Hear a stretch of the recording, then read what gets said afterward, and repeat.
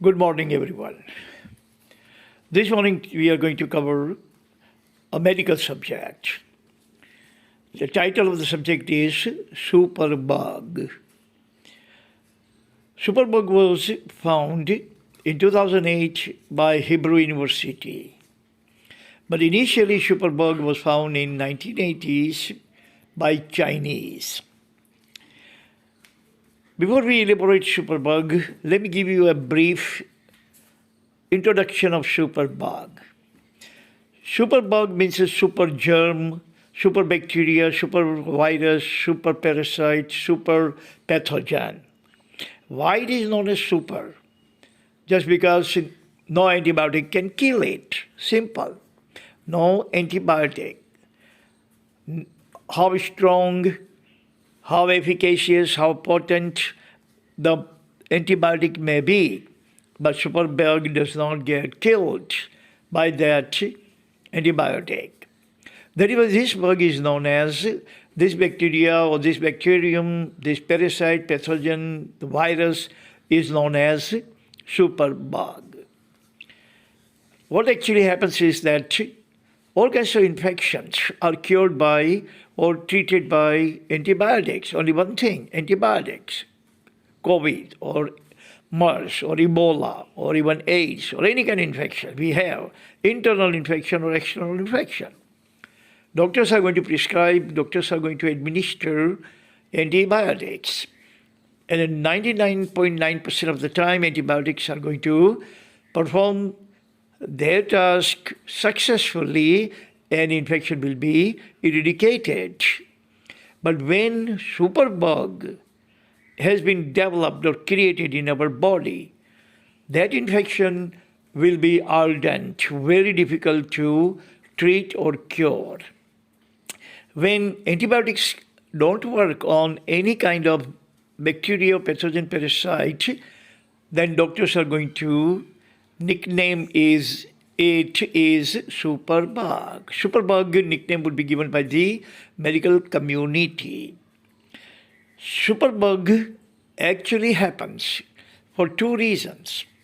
One reason is that those people who have a kind of habit of taking lots of antibiotics without rhyme or reason.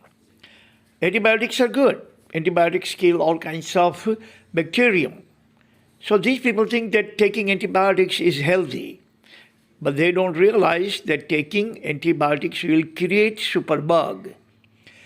Once you take antibiotics frequently for a protracted dose of long time, then superbug will be created, and after that you suffer from infection, you go to the doctor and doctor are going to give you antibiotics, and these antibiotics will be redundant, useless, no effect, no any kind of efficacy, absolutely no impact. The second reason we developed this superbug is that we stop taking treatment or medication halfway of the disease. We think that our disease is gone, we are cured, and we stop taking medication without asking the doctor. We are not cured. The disease has gone into remission. And we stop, as soon as we stop, a week later or fortnight later or month later, that disease will relapse.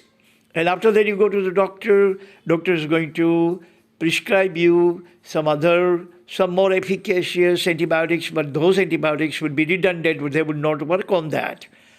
Doctor is going to give you yet higher dose and higher efficacious antibiotics, and those are also not going to work because you stop taking treatment halfway and you allow superbug to develop.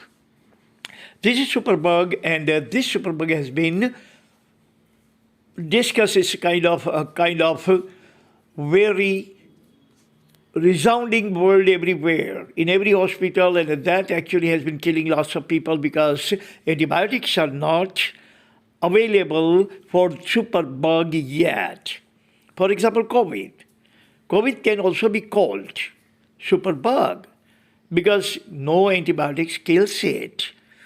Ebola, MERS, Nile flu. So many maladies are there, so many diseases are there, so many parasite pathogens are there, so many viruses are there that all the available spectrum of antibiotics are totally redundant, useless, ineffective. So I have actually prepared 5 points to elaborate. Point number 1 is bacterium is resistant to whole spectrum of antibiotics. This bacterium, the superbug bacterium, is so powerful, so resistant that whatever the antibiotics the doctor is going to prescribe us, this bug is going to break down that antibiotic before the antibiotic works and make the antibiotics redundant. They make antibiotics, even tetracycline, or even stronger antibiotics will be broken down by this bacteria or superbug and effect will not be seen at all. Number 2, taking excessive amount of antibiotics a leading factor. If you are taking antibiotics over the counter, OTC antibiotics, you think that antibiotics are good, antibiotics keep you healthy, true. But when you are taking excessive amount of antibiotics, they are responsible for generating, developing, siring superbug. Because after that, when you are suffering from infection and the doctor is going to prescribe you antibiotics, those antibiotics are not going to have any kind of impact, any kind of efficacy on your infection because you have been taking too much, excessive amount of antibiotics, and you help superbug to be created. Point number 3, curing infection, an ardent challenge. Once a superbug is developed, superbug is born. After that, whatever the infection we suffer from, go to the doctor, and the doctor is going to prescribe you entire spectrum of antibiotics, but no antibiotic would have any kind of impact or effect on our infection. Our infection is going to remain, is flourish. All the antibiotics are going to become totally ineffective, totally redundant, will have no any impact on the infection, on the bug at all, because the infection is caused by superbug or infection bugs or bacteria have actually evolved into superbug. Number 4, nosocomial threat carries superbug. Nosocomial. Most of the hospitals have superbug. It's called nosocomial threat or nosocomial disease. When we go to the hospital to meet someone and when we return from the hospital, we also suffer from some kind of disease. That disease we have actually taken from the hospital. Hospital has given us this disease, and this disease we get from the hospital is known as nosocomial malady, nosocomial disease. Hospitals are replete. Hospitals are teeming with bacteria, pathogen, parasite, viruses, and all that. And if a healthy person goes to visit his relative, then he returns, he gets this kind of nosocomial virus. And the nosocomial virus is also, most of the time, superbug.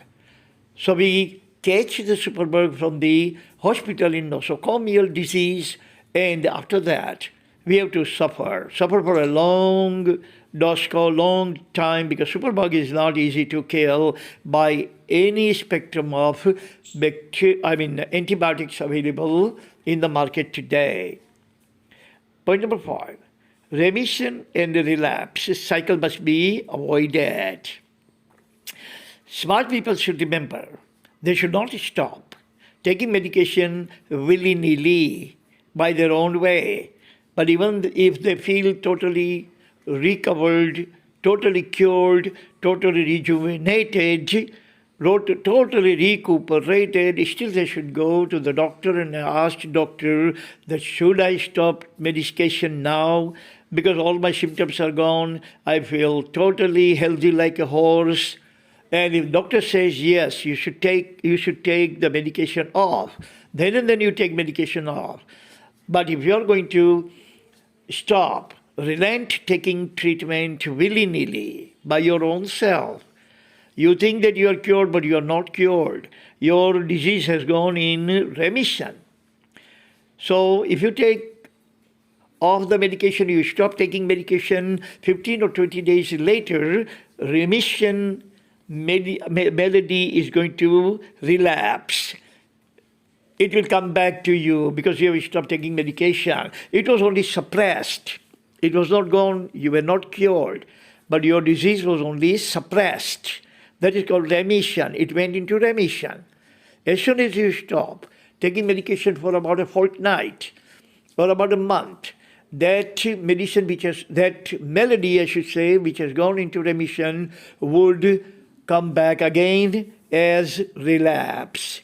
And then now you will not be able to be cured by the same antibiotics that doctor has prescribed you, the same medications the doctor has given you.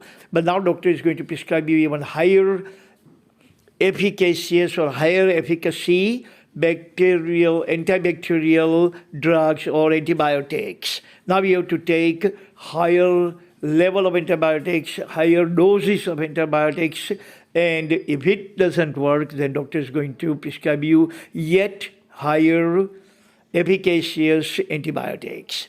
This is superbug. Superbug is once created or born in our body or developed in our body, then we have to suffer for a long, long time.